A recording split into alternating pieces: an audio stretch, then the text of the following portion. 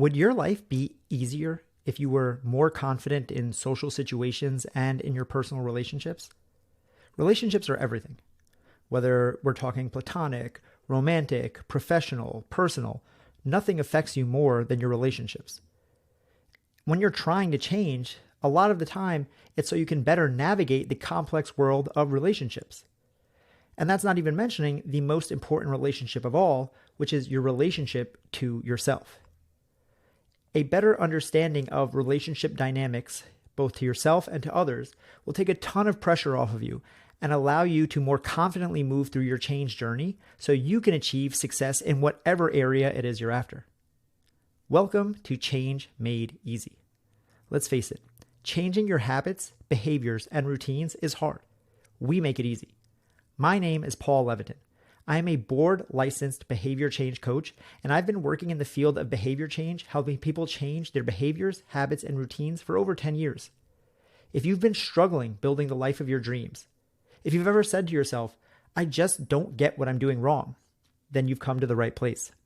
See, your life right now is a result of your actions. And your actions are a combination of your behaviors, habits, and routines. And that means to change your life, you have to change your actions. And to change your actions, you have to change your behaviors, your habits, and your routines. Change the root, change the fruit. No matter what you're looking to accomplish or what area of your life you're looking to find success in, it all starts with one word: change. And that's why I'm so excited to introduce you to today's guest, Devin Ash. Devin is the creator of Social Fluency, a brand that focuses on social skills development as well as social connections. For over 16 years, Devin has coached men, women, couples, and organizations towards better, more fruitful social interactions. On this episode, Devin and I discuss the true meaning of self-confidence and how you can start to build it inside yourself, an easy challenge you can take today to push yourself out of your comfort zone, as well as the risk of living in what Devin calls social scarcity. If you're looking to create positive life change, you're probably excited for it to happen quickly. So make sure you listen for Devin's strategy of speeding up by slowing down. And with that, please enjoy this conversation with Devin Ash.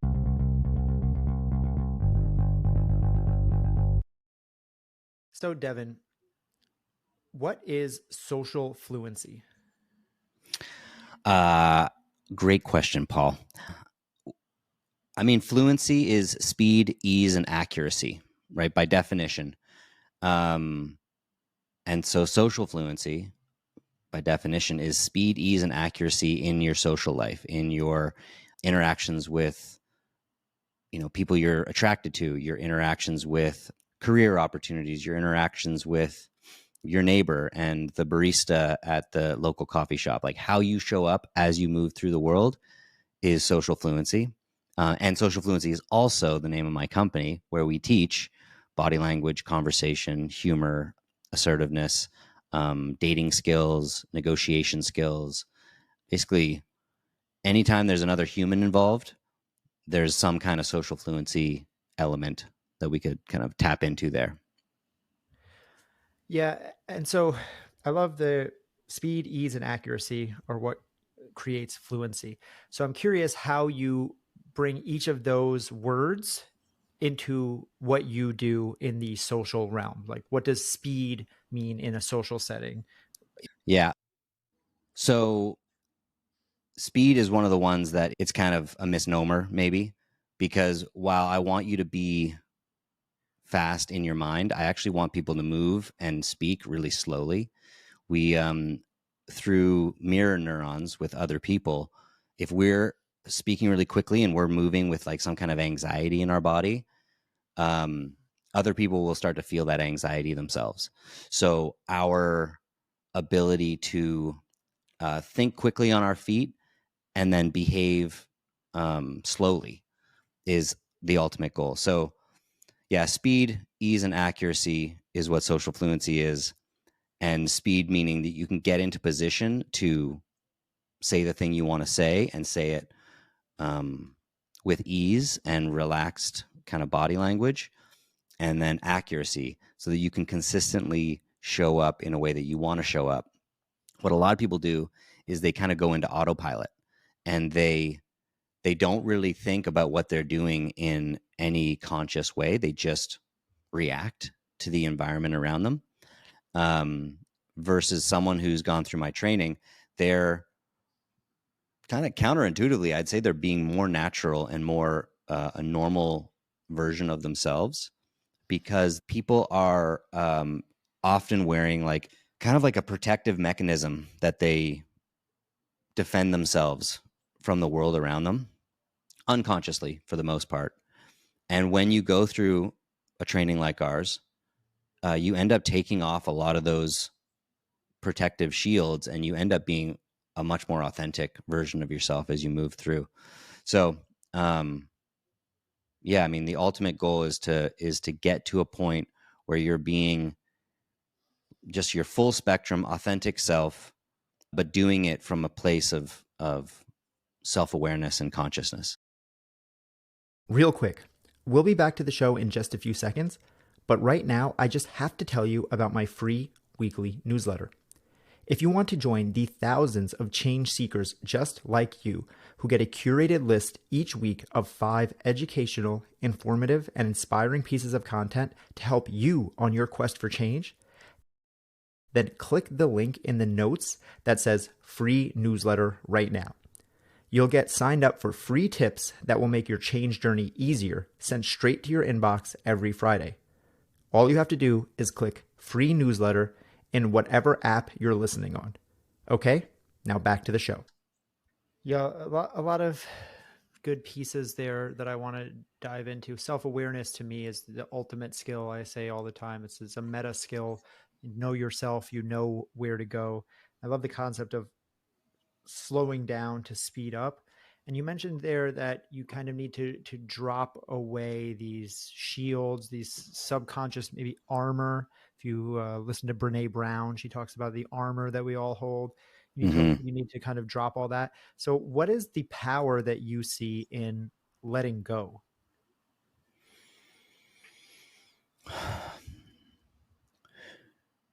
People unconsciously or consciously can pick up, for the most part, not all the time. I mean, a very charismatic person, you know, you see a lot of these super charismatic leaders, they kind of pull the wool over a lot of our eyes.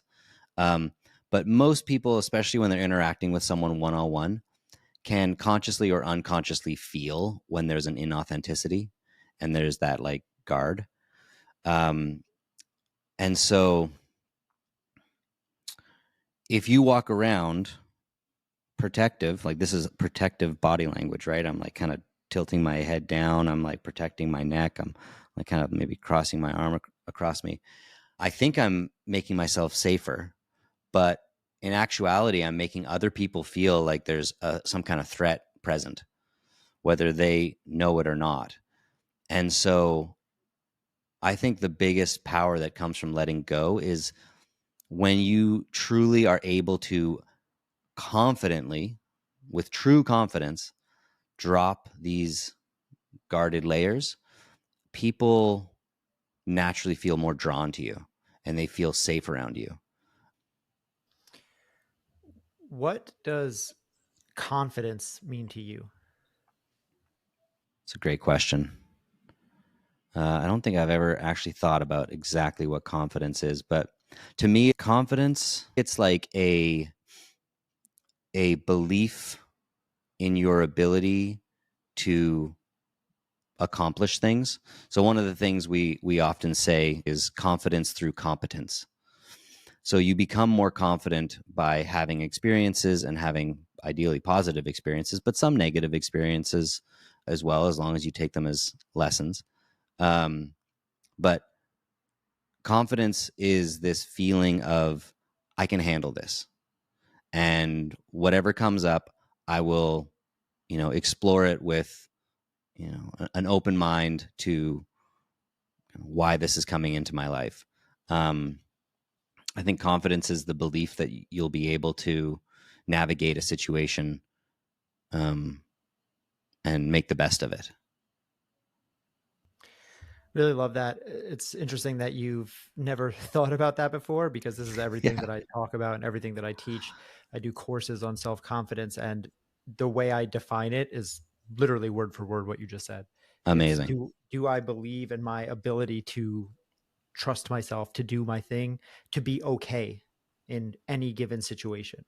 It's Yeah. not about a look or talking to a girl or talking to a guy or something like that. It's like, if shit hits the fan, do I have the capacities within me, if everything else fails, to be able to figure it out, to be Hmm. able to rely on my own human intuition, my body, only the things within my skin to figure it out. And if I can do that, I can do anything, because it allows me to take risks. It allows me to put myself out there. It allows me to try, because when you don't have that, that's the opposite. It's like, well, if I talk to this girl or this guy and they reject me and then I'll be broken, it's like, well, then I don't want to talk to this girl or this guy. Right. I And don't then you want to. never face it. Yeah. You never Exactly. develop that muscle. Yeah. Right. Exactly. Perfect. Perfect analogy. The muscle. And I love what you said about it. It's like confidence through competence. So how do you start people on that journey when they haven't been that person before? Once you're the Yeah. confident person, it's easy to continue to be that person. But how do you start someone day one? Yeah. Um, yeah, that's another good question.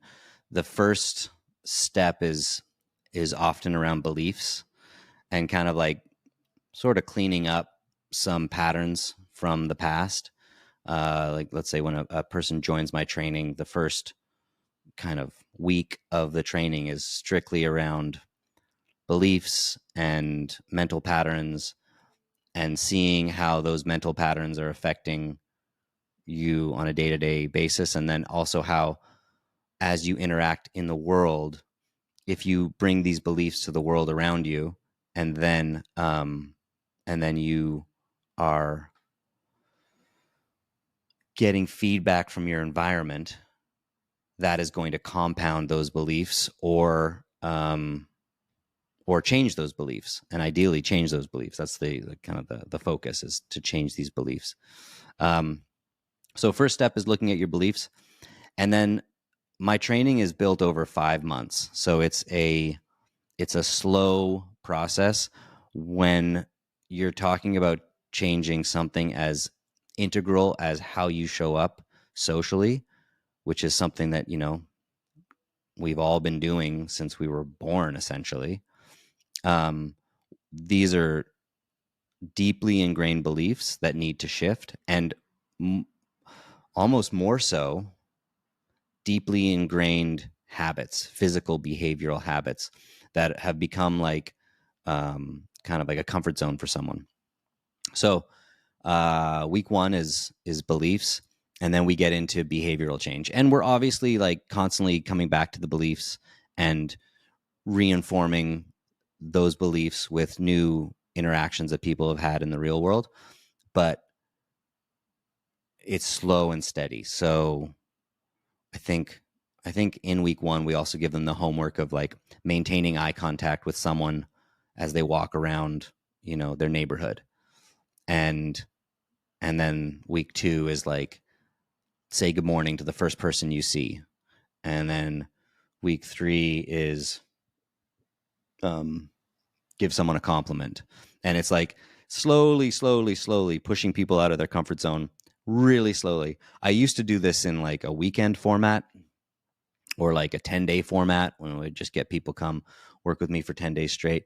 And I have found that while those can be transformative, from a punch in the face is transformative, or skydiving, or, some kind of like ayahuasca journey, that probably could be pretty profound. So I want it to be a slow, steady process so that the outcomes lock in.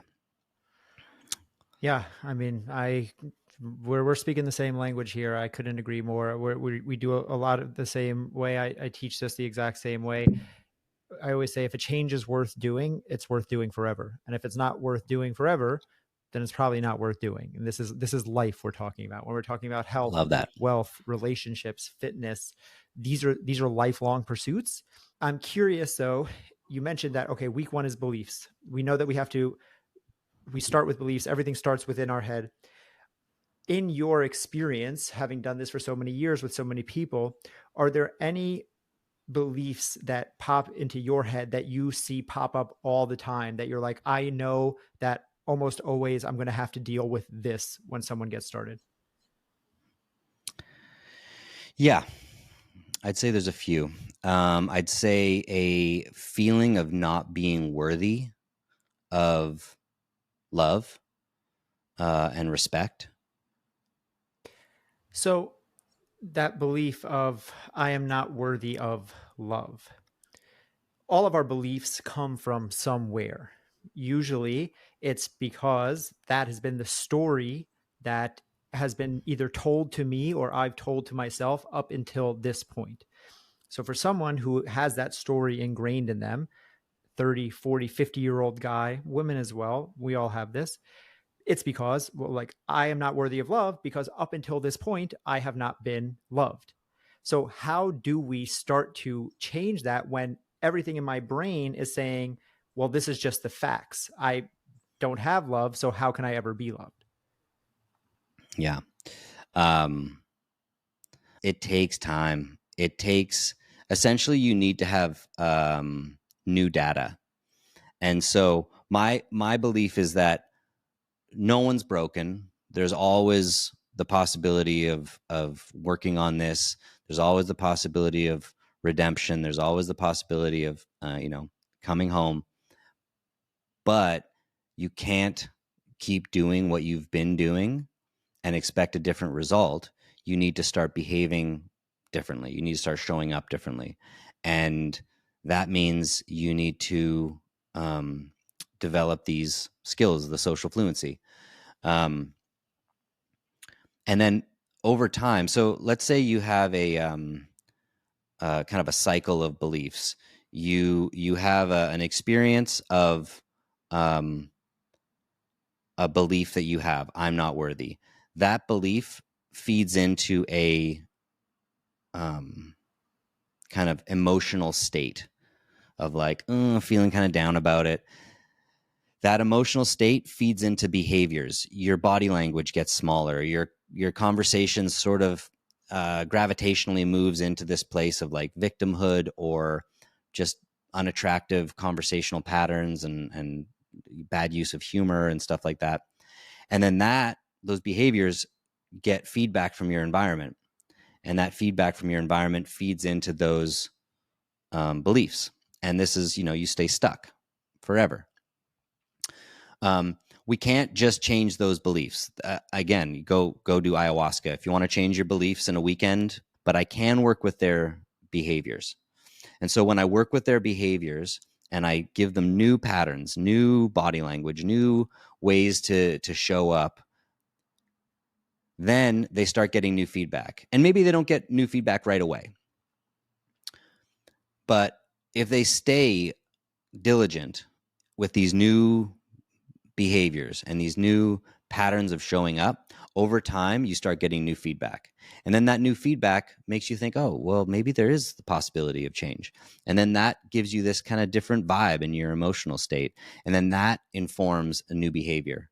And then you start getting into a virtuous cycle where it sort of happens naturally, where you just start having this kind of positive interaction, which confirms the belief that you're fostering, which puts you in a positive emotional state, which makes the behavior feel totally congruent.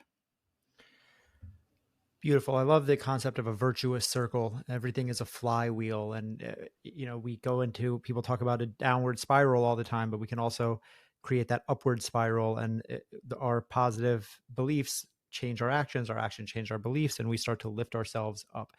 And up until now, we've spoken a lot about us, me, right? How I can change my beliefs, my this. But when we're talking about relationships, there's another person in that dance, whether it's a romantic relationship, whether it's a business relationship, whether it's a friend relationship, whether it's just going to a cocktail party and talking to other people. So how much of this is on me, and how can I start to affect relationships when there's so many pieces that are outside of my control. Yeah. Well, I mean, one, we just have to surrender to the fact that um, we don't have total control of the stuff happening around us, and um, you know, we're just part of the equation. Um, I would say, the concept of assertiveness sort of comes to mind here, which is one of the tenets of what we teach, which is I'm responsible for my own actions and my own behaviors, and other people are responsible for theirs. Um, there's people who are passive, just kind of go with the flow. They're trying to manage everyone's experience and try to make everyone see them in a certain light. There's people who are aggressive and they're like kind of forcing their way. There's passive aggressive who are the more manipulative of the options, and they're out there, acting passively, but ultimately have an aggressive intent. But they're all trying to control other people. Whereas assertiveness is you're just like, hey, I'm going to be comfortable setting boundaries. I'm going to be comfortable being clear on my desires and my intention. And if that doesn't align with someone, then let's talk about it and see why it doesn't align, and if there's a possibility of some adaptation from both of us. But the other thing is when you have an abundance of opportunities, you don't feel like any one situation needs to work, perfectly. Um, I was just speaking with a student, just had him over for a coffee. And we were just talking about how nice it is when you have friends who you introduce and they become friends. And now a person who has not a lot of friends is going to feel like a scarcity in, oh, they're hanging out without me. Like, oh, I'm being, removed from this group. But if you have a lot of connections and then some of them start becoming friends outside of you, it feels like you're building this tapestry of community. So I'm very assertive. I set boundaries. I set expectations. I'm clear about what I want and what I don't want. And if it doesn't align with someone, I'm very comfortable being like, well, then this probably isn't a good fit. And then that creates a safe space for other people to ask for what they want. So clear communication and assertiveness. I think those two things are going to make all of your relationships feel a lot more spacious. And then on top of all that, to add the spice of life, humor. If you can be playful in your relationships, you're releasing chemicals in people that just make them feel so good and they just want to be around you. So, again, up until this point, we've spoken a lot about us being single, building relationships, getting into those first steps. But now to flip the script a little bit, we are all in relationships, and sometimes we can feel like what I have is a good thing, but our growth doesn't stop because we're in a relationship. So what happens if I change? Does that change the dynamic of my relationship? If I'm continuing to try to do better, be different, level up, whatever it is, what happens to the dynamic of the relationship that I worked so hard to create? Yeah. Yeah, I think this is a common thing with people in self-development, right? They'll get into a relationship, they'll start exploring different ways that they want to show up in the world, and then they'll feel like they sort of outgrow their relationship. My attitude has always been to invite my partner on the journey with me, but be clear that this is a journey that I'm going on, that I want them to come, but this is a journey that I'm going on.